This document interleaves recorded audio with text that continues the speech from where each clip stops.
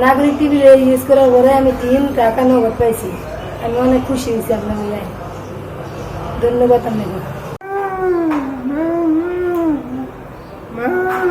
ধন্যবাদ জানাই নাগরিক টিভিকে, যাতে আমি অদূর ভবিষ্যতে মানুষের এমন যাতে অসহায় মানুষের পাশে থেকে এই নিউজগুলো আরও কভার করে যাতে সরকারের সুদৃষ্টি আসে এবং এমপি যারা রাজনীতিবিদ আছে তাদের সুদৃষ্টি আরও ভালো ভালো এমন কাজগুলো নিয়ে আসবেন এবং অসহায় মানুষের পাশে থেকে এই নিউজগুলো কভার করবেন।